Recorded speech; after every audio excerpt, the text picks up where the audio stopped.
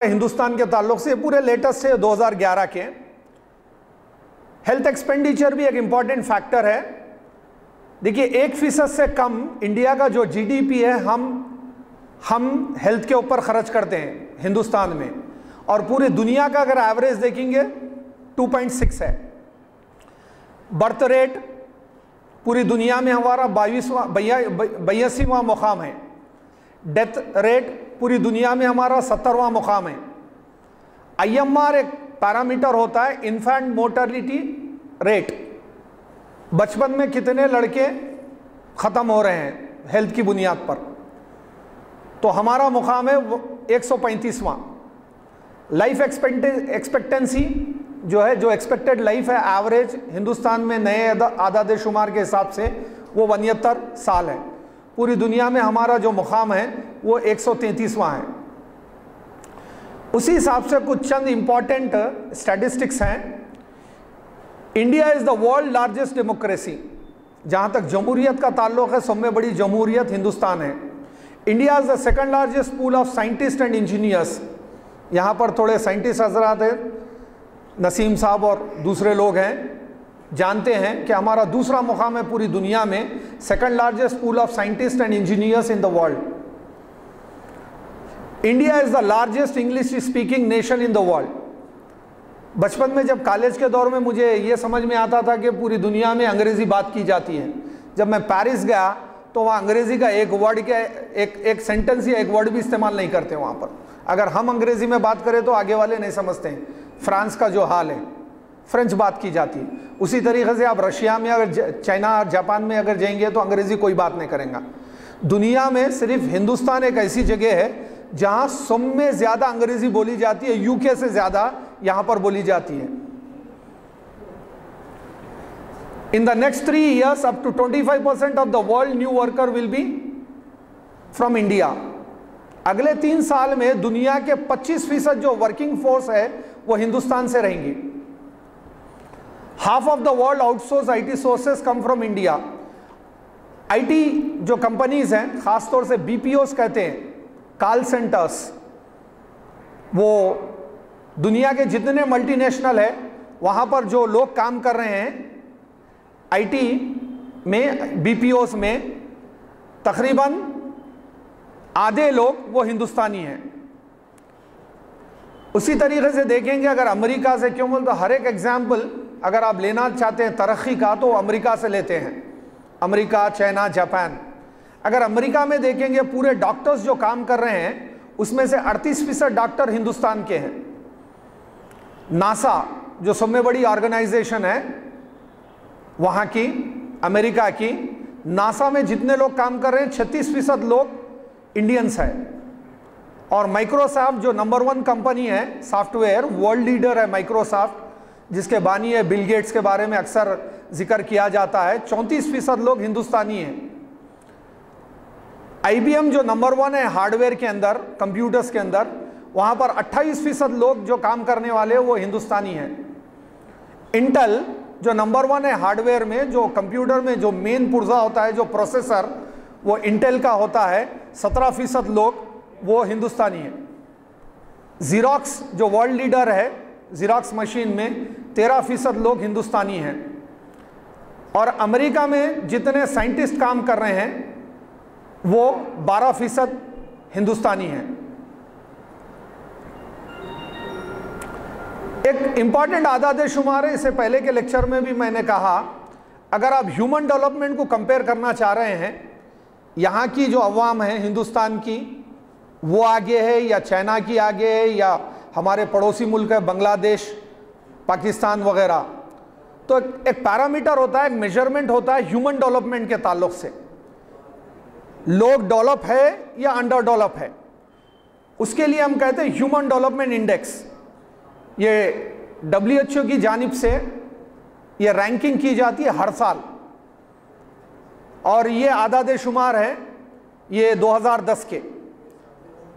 अगर आप पूरी दुनिया में अगर ह्यूमन डेवलपमेंट देखेंगे तो नॉर्वे नंबर 1 है, ऑस्ट्रेलिया नंबर 2 है, न्यूजीलैंड नंबर 3 है, यूनाइटेड स्टेट नंबर 4 है। पूरे 172 कंट्रीज में बदकिस्मती से इंडिया का जो ताल्लुक है 122वां है।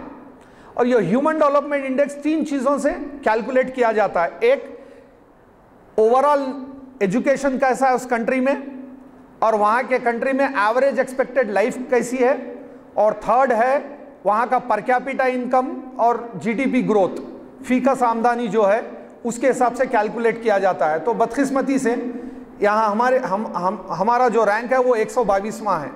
उसकी वजह ये है कि पॉपुलेशन हमारे पास ज़्यादा है, तो एजुकेशन और जीडीपी पर कैपिटा हमारा कम है यहाँ पर। ये लेटेस्ट आदाद शुमार है, आपको मालूम होना चाहिए। हिंदुस्तान में जो पूरे जो हाउसिंग फैसिलिटी है वो 24 करोड़ है, 24 करोड़ घर है घर हिंदुस्तान में, और जो लोग सिर्फ एक कमरे के घर में रहते हैं उनकी जो तादाद है 37% है। रूरल एरिया में 39% और अर्बन एरिया में 32%। उसी तरीके से टैप वाटर, जो ड्रिंकिंग वाटर की जो फैसिलिटी है हिंदुस्तान में, सिर्फ 32% लोगों को टैप वाटर मुहैया किया गया है, नल का पानी। इलेक्ट्रिसिटी 67% घरों में है, और लैट्रिन फैसिलिटी 46% है। अगर आप ये याद रखेंगे फिगर, हिंदुस्तान में जितने लोग हैं, 46% लोगों को ये सैनिटेशन और लैट्रिन फैसिलिटी है। अब थोड़े दूसरे आदाद शुमारों से आपको पता चलेगा कि अभी भी हिंदुस्तान में जो खाना पकाने का जो तरीक़ा है, तकरीबन 50% लोग अभी भी लकड़ी पे पकाते हैं, और एलपीजी गैस पे 28% पकाते हैं, और बैंकिंग सर्विस हिंदुस्तान में इस्तेमाल करने वाले 58% लोग हैं। हाउसिंग फैसिलिटीज, टेलीविज़न जो मौजूद है घरों में वो 47% है। कंप्यूटर इंटरनेट के साथ जो इस्तेमाल करते हैं हिंदुस्तान में 3% लोग हैं टोटल। कंप्यूटर विदाउट इंटरनेट 6% है, और टेलीफोन लैंडलाइन 53%। अब इसे अंदाज़ा लगा सकते हैं कि घरों में जो टॉयलेट का जो मामला है, लैट्रिन का है, वो 47% है, मगर जिनके पास टॉयलेट बाथरूम नहीं है उनके पास फ़ोन है, या तो लैंडलाइन है या नहीं तो मोबाइल फ़ोन है। आखिरी लाइन में देखेंगे टेलीफोन लाइन और मोबाइल लाइन 53% है। और साइकिल का इस्तेमाल 44% है अभी भी हिंदुस्तान में, क्योंकि हिंदुस्तान की सिर्फ 29% आबादी वो शहरों में रहती है, 70% आबादी अभी भी गांव में रहती है। स्कूटर्स वगैरह का जो चलन है, 2 व्हीलर का 21% है, और 4 व्हीलर 4% है, और दूसरे असेट्स वगैरह है, वसाइल है, वो 17% है। ये 2011 का है। सामाइन, अब हम बात करेंगे बजट 2012। जब तक हमें कंट्री का बैकग्राउंड नहीं मालूम होता है, डेमोग्राफिक बैकग्राउंड, मैं समझता हूँ कि हम ये जो आदाद शुमार है बजट के ताल्लुक़ से, मैं समझता हूँ कि इसका इम्पोर्टेंस हमें मालूम नहीं होगा। तो इंशाल्लाह अब कुछ बजट के इम्पॉर्टेंट फिगर के बारे में बात करेंगे। मैं अभी एग्जाम्पल दिया था, जब इंडिविजुअल बजट की बात आती है तो मेरे खुद का जो एग्जाम्पल दिया, जब MBA में मैं पढ़ रहा था तो मेरा जो अखराजात थे 3500 माहाना। उस तरीक़े से एक फैमिली, एक तंजीम, एक मुल्क के भी टोटल अखराजात होते हैं, उसको हम बजट कहा जाता है। अब जो बजट होता है या तो डेफिसिट होता है या सरप्लस होता है, मगर जो टोटल एक्सपेंडिचर जो एस्टिमेट किए हैं, जो फाइनेंस मिनिस्टर ने पेश किया है, वो 14,90,925 करोड़ का बजट पेश हुआ है। मैं समझता हूँ कि 4 साल पहले मैं कुछ बजट का एनालिसिस कर रहा था आंध्र प्रदेश का। आंध्र प्रदेश का जो बजट था तकरीबन 4.25 लाख का बजट था जब चीफ मिनिस्टर थे YS राजशेखर रेड्डी। तो पेपरों में भी आया है कि जो आंध्र प्रदेश का जो बजट था स्टेट का, वो बांग्लादेश के कौमी बजट से ज़्यादा था वो उस दौर में। ये एक बहुत बड़ा कारनामा था हिंदुस्तान में। एक स्टेट का जो बजट है आंध्र प्रदेश का, जो YS राजशेखर रेड्डी जी ने पेश किया था, वो बांग्लादेश के नेशनल बजट से बड़ा था। ये हालात आंध्र प्रदेश के खुशकिस्मती से हैं। इंशाल्लाह मैं समझता हूँ अभी भी वो हालात मौजूद हैं। अब आइए GDP प्रोजेक्टेड। ठीक है, बजट के सब में बड़े जो टारगेट्स होते हैं, जो फोकस होता है फाइनेंस मिनिस्टर और रूलिंग गवर्नमेंट का, 2-3 चीजें होते हैं। टोटल एक्सपेंडिचर क्या है, GDP per capita, gross domestic production, जो पैदावार होती है पूरे हिंदुस्तान में, प्राइवेट सेक्टर में, पब्लिक सेक्टर में और गवर्नमेंट सेक्टर में पैदावार कितनी है, उसका जो ग्रोथ रेट क्या होना चाहिए, 7.6। पूरी दुनिया में जितने मुल्कों में अगर जीडीपी रेट, मजमूई पैदावार अगर कोई मुल्क की 6% से ज़्यादा है तो हम समझते हैं कि वहाँ की मईशियत अच्छी है। तो हमारा जो टारगेट है 7.6। रिसेशन से पहले हमारा जो जीडीपी का ग्रोथ था वो 8, 8.5, 9 तक पहुँच चुका था। उसके वास्ते हम पूरे वर्ल्ड मैप में मौजूद थे और अभी भी हैं। रिसेशन की वजह से जो डेवलप कंट्रीज है उनका जो gross domestic production GDP rate है वो लेस देन 5 है, जो डेवलपिंग कंट्रीज है। मगर खुशकिस्मती से हमारा जो टारगेट है और जो पिछले साल भी जो हमारा रहा वो 6.5 to 7 रह चुका है। फिजिकल डेफिसिट ये 5.1% रखे हैं, लास्ट बजट में 5.9%। जो डेफिसिट खसारा इस साल वो कम किया गया 5.1% of total expenditure. Last year ये था 5.9%। To keep subsidy under 2% of GDP, जितनी भी सब्सिडी हिंदुस्तान में दी जाती है वो 2% से कम रखा गया है। ये टारगेट है सेंट्रल गवर्नमेंट का। देखिए ये जो आदाद शुमार है इससे आम आदमी का लेना देना कुछ नहीं है। ये जब गवर्नमेंट, सेंट्रल गवर्नमेंट और फाइनेंस मिनिस्टर जब डिसीजन लेते हैं इसकी बुनियाद पे लेते हैं। एक्साइज ड्यूटी और सर्विस टैक्स जो इंक्रीज किया गया है वो 12% को 10 से 12 तकरीबन 2% इंक्रीज किया गया है। उसके क्या असरात रहेंगे इंशाल्लाह हम आगे के स्लाइड्स में बात करेंगे। और दूसरे इंपॉर्टेंट डिसीजन है 10,000 करोड़ नाबार्ड जो है इदारा है, ये है national board of agriculture and rural development. Rural development और एग्रीकल्चर डेवलपमेंट पे फोकस करता है। उसके लिए 10,000 रुपये, 10,000 लाख वो इसके लिए असाइन किए गए हैं, अलोकेट किए हैं।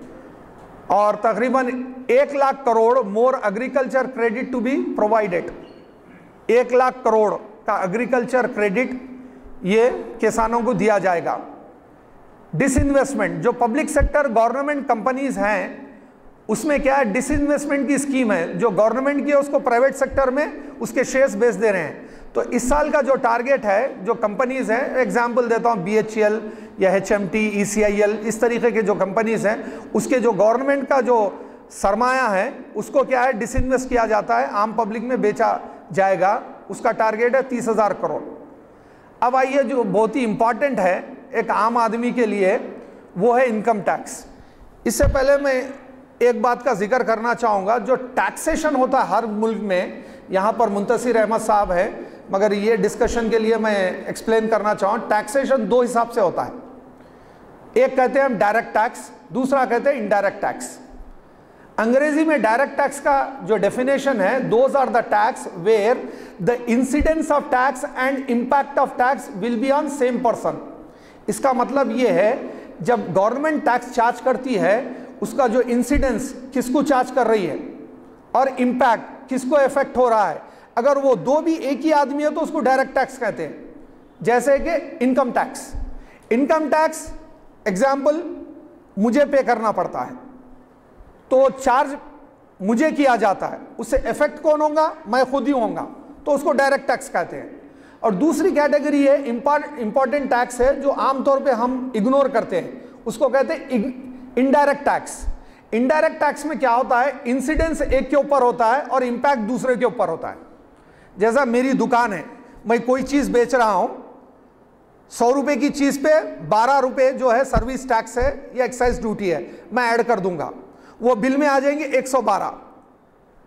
112 बिल में है मगर आपको ये नहीं मालूम रहेगा कि आप ऑलरेडी टैक्स पे कर चुके हैं।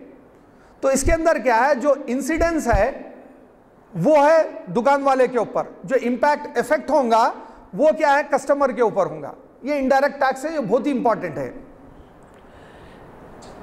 तो अब आइए इनकम टैक्स के ऊपर।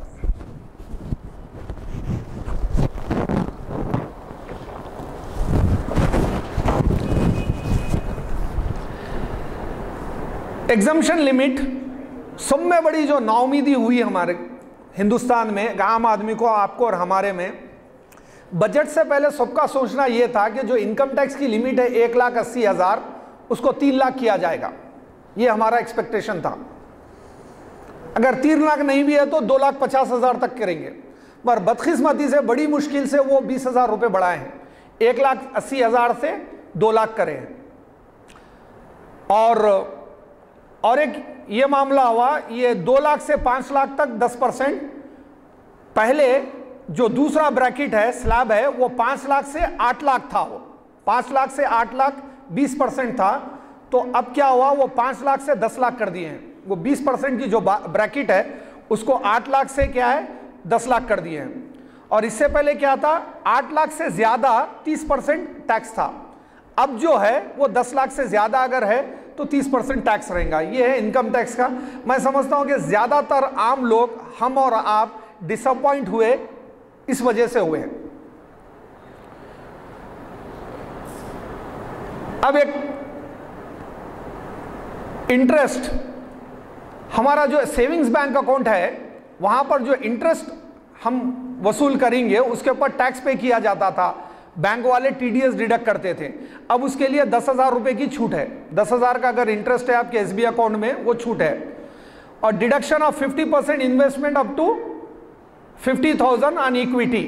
अगर नए लोग, अगर क्या है, कोई शेयर्स वगैरह में अगर बिजनेस में जाना चाह रहे हैं, नए लोग जिनकी आमदनी, सालाना आमदनी 10,000 से कम अगर है, वैसे लोगों को 50,000 के इन्वेस्टमेंट के ऊपर 50% छूट टैक्सेबल इनकम से होंगी।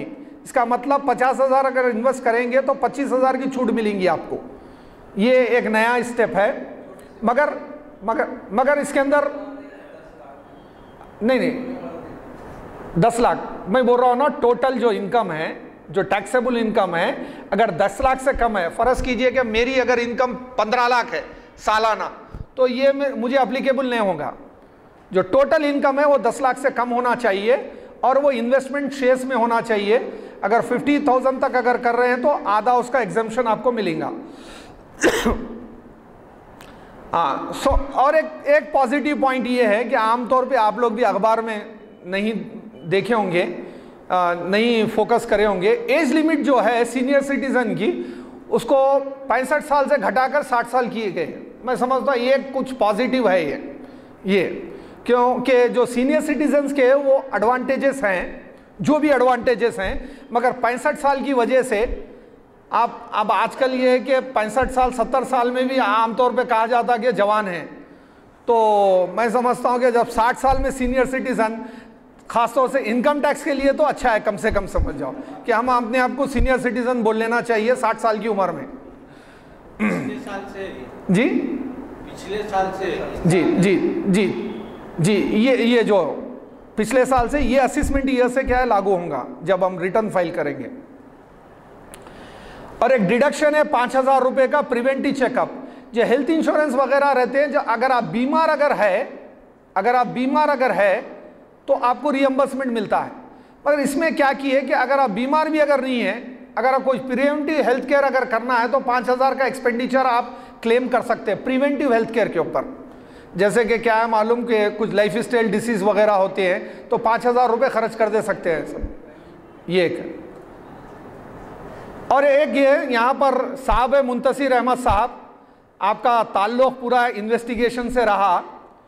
एक गाइडलाइन है चेंजेस है इनकम टैक्स में, income tax officer can now reopen assessment. साहब इसके ऊपर आपका कमेंट चाहिए। Assessment pertaining to the foreign asset of up to 16 years instead of the 6 years. जो भी लोग उनके जो असेट्स है फॉरेन में वो जो केसेस है उसको रीओपन कर सकते हैं। पिछले 16 साल का कोई भी केस अगर है तो रीओपन कर सकते हैं। पहले क्या था, सिर्फ 6 साल की थी मुद्दत। वो 6 साल अगर पिछले 6 साल में अगर हुआ तो रीओपन कर सकते थे। अब 6 साल को 16 साल कर दिए हैं। मैं नहीं समझता हूं कि कोई पॉजिटिव काम है, मगर ये चेंजेस हैं। और baggage allowance on foreign travel raise to 35,000। जब फॉरेन ट्रैवल होता है तो ये बैगेज का सब में बड़ा मसला होता है। 20 किलो से ज़्यादा, 25 किलो से ज़्यादा, वो ट्रैवल के ऊपर डिपेंड करता है कि आपको एक्सपेंडिचर पे करना पड़ता है। तो उसके लिए भी क्या है, कुछ एग्जम्पशन का प्रोविज़न रखा गया है। इसके ऊपर भी मैं समझता हूँ कि मुंतसिर अहमद साहब कुछ फरमाएंगे। अब ये अल्टीमेट जो इफेक्ट है, अब आइए, जो आदमी 2 लाख रुपए कमा रहा है उसको 2000 रुपये का फ़ायदा हुआ ये बजट में। दूसरी लाइन में अगर देखेंगे आप, जो 5 लाख रुपए कमा रहा है वो 2,60,000 ही है उसको। जो 8 लाख रुपए कमा रहा है उसको 2 लाख ही है, जो 5 लाख कमा रहा है उसको 2,000 का फ़ायदा हो रहा है। जो 8 लाख कमा रहा है उसको 2,000 का फ़ायदा हो रहा है। जो 10 लाख कमा रहा है उसको 22,000 का फ़ायदा हो रहा है। जो 1 करोड़ कमा रहा है उसको भी 22,000 का फ़ायदा हो रहा है। अल्टीमेटली जो 1,80,000 से 2 लाख की जो लिमिट बढ़ाई गई है उसका जो फ़ायदा है बिल्कुल मार्जिनल है वो। अब आइए, कौन से चीज़ें कॉस्टली हुए हैं। मैं आपको देखिए 2 चीज़ें इंपॉर्टेंट बताना चाह रहा हूं पूरे बजट के अंदर। 2 ही चीज़ें इंपॉर्टेंट है टैक्स के ताल्लुक से। जो इनकम टैक्स है, छोटे रिलैक्सेशन मिले हैं, मगर सब में बड़ा जो प्रॉब्लम हुआ है वो सर्विस टैक्स और एक्साइज ड्यूटी में। सर्विस टैक्स, जहां भी आप कुछ सर्विस खरीद रहे हैं, जैसे कि सेलफोन इस्तेमाल कर रहे हैं, टीवी के कनेक्शन है वगैरह, होटल है, ट्रैवल है, सर्विस टैक्स का 10% से 12% कर दिए। उसी तरीके से जो मैन्युफैक्चरिंग गुड्स है 10% से 12% कर दिए। तो उस वजह से क्या हुआ, ये चीज़ें जो है ये कॉस्टली हो गए हैं। ये लिस्ट आप देख सकते हैं कॉस्टली की।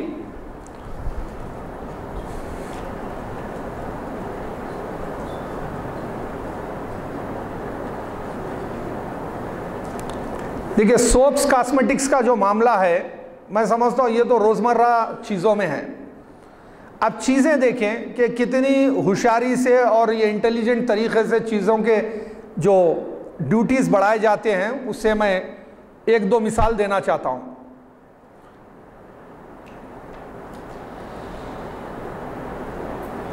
देखिए, जैसे फुटवेयर है, मोबाइल सर्विसेज है, सीमेंट है, पान मसाला, गुटखा, लिपस्टिक, वाइजलिन, ये पूरे कॉस्टली होंगे क्योंकि सर्विस टैक्स और सेंट्रल एक्साइज के रेट्स बढ़ चुके हैं। Air travel, cigarettes, refrigerator, washing machine वगैरह, ये पूरों की कीमतें बढ़ चुकी हैं।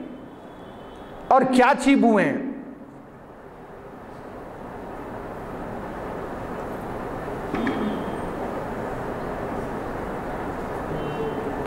अब देखिए इधर आइए, राइट हैंड साइड पे आखिरी जो दूसरा जो वर्ड है, मैच स्टिक्स, माचिस बॉक्स। आमतौर पे देखा गया है कि ऐसे चीज़ों की कीमत कम की जाती है जिसकी हमारी ज़िंदगी में कोई वैल्यू नहीं है।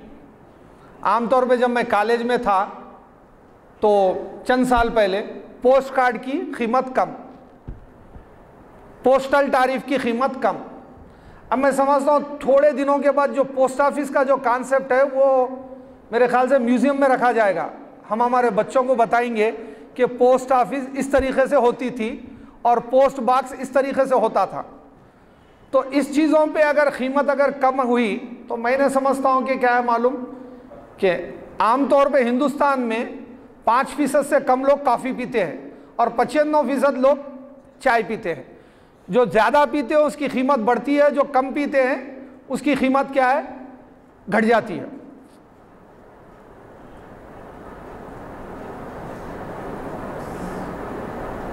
और देखिए फुटवेयर, कास्टिंग बिलो 500, दूसरा आइटम 500 रुपये से अगर कम अगर है तो उसकी कीमत कम होगी।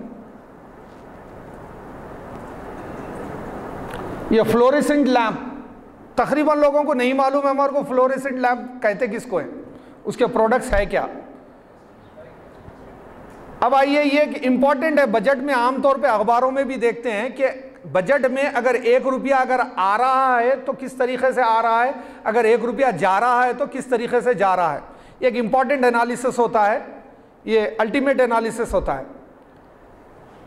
अब इसके अंदर जो रूपी कम्स बोलकर जो लिखा हुआ है वो बोरोइंग पे 29% है 1 रुपये में, और नॉन डेप्ट रिसिप्ट 2%, थोड़े टेक्निकल टर्म्स हैं मगर एक अंदाज़ा होता है हमें कि किस तरीके से आ रहा है, किस तरीके से जा रहा है।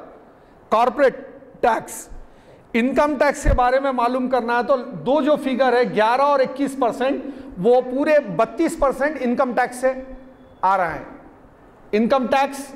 और दूसरा जो है कॉर्पोरेट टैक्स, कॉर्पोरेट टैक्स जो कंपनीज को जो चार्ज किया जाता है ये है तकरीबन 32% ये टैक्सेशन से आ रहा है। और इसमें अगर आप जोड़ देंगे इनडायरेक्ट टैक्स, मैंने कहा वो सेंट्रल एक्साइज है और कस्टम है, ये इनडायरेक्ट टैक्स है 11 और 10, तो 50% के ऊपर ये गवर्नमेंट जो वसूल करती है वो टैक्सेस से वसूल करती है। और किस तरीके से खर्च किया जा रहा है, state government, union territory, central plan, interest, defence, subsidies, other plan expenditure और state share of tax and duties state को वापस करना पड़ता है, और non plan assistance to state. थोड़ी टेक्निकल टर्मिनोलॉजी है मगर इससे एक अंदाजा होता है आम तौर पे 1 रुपया किधर से आ रहा है, 1 रुपया किधर जा रहा है। एक आम आदमी के लिए मैंने समझता हूं कि ये इतना इंपॉर्टेंट होगा। अब आइए कार्स के बारे में। कार्स के बारे में अगर जो इंटरेस्टेड है, तकरीबन ये रेट्स इंक्रीज हो चुके हैं बजट के बाद कार्स के ताल्लुक से।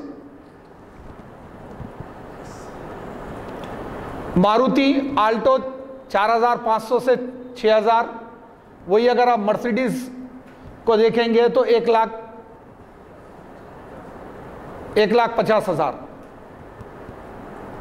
ये रेट्स। मारुति स्विफ्ट 8,000 से 11,000।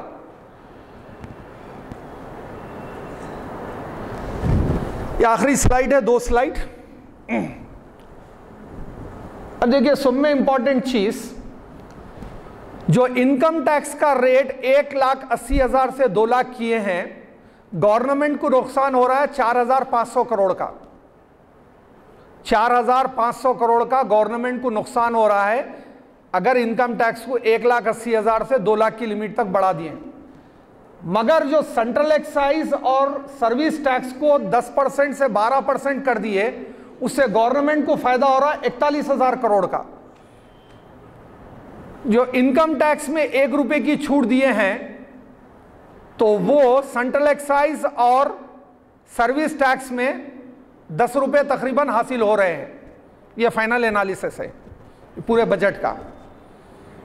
1 रुपया इनकम टैक्स में दिए हैं, छूट दिए हैं, तो 10 रुपए तकरीबन वो हासिल कर रहे हैं सर्विस टैक्स में जो 2% बढ़ाए हैं, और सेंट्रल एक्साइज में। ये फिगर है वहाँ के। अगर बजट में अगर पूरा स्टेटमेंट पढ़ेंगे आप, उसमें लिखा हुआ ये प्रोविजन है, reduce burden of direct taxes to 4,500 crore, but increase burden of indirect taxes 41,440 crores। ये है। अब आखिरी लाइन है ये मेरी, there is a little gain to the common person, थोड़ा सा फायदा है आम आदमी के लिए, because of few exemptions in income tax, जो इनकम टैक्स में थोड़े exemptions है, but there is a more pain, तकलीफ ज्यादा है, due to the increase in service tax and excise duty. ये फायदा कम है और तकलीफ ज्यादा है। आप में से चंद हजरात बोल सकते हैं कि बजट कब पेश हुआ था, ये तारीख 16, टाइम क्या था, टाइम कब पेश किया गया, 12 बजे। 16 मार्च को 12 बजे, तकरीबन 12 बजे बजट पेश हुआ। 1.5 घंटे बाद और एक कुछ एक्टिविटी स्टार्ट हुई थी हिंदुस्तान की। कोई बोल सकते 1:30 बजे क्या हुआ था आचार्य साहब? बांग्लादेश में मीरपुर में एक क्रिकेट मैच स्टार्ट हुआ 1:30 बजे। वो था इंडिया और बांग्लादेश के बारे में। मैं समझता हूं कि वो जो इंडिया का जो क्रिकेट मैच है और हिंदुस्तान का जो बजट है, वो 2 इंपॉर्टेंट चीजें हैं, ये कंपेयर कर सकते हैं आप। ये कीजिए compare.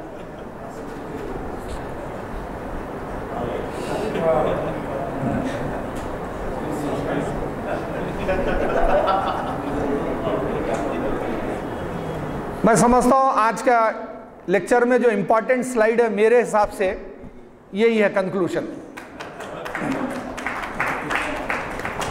On 16 March 2012, what happened in India and Bangladesh?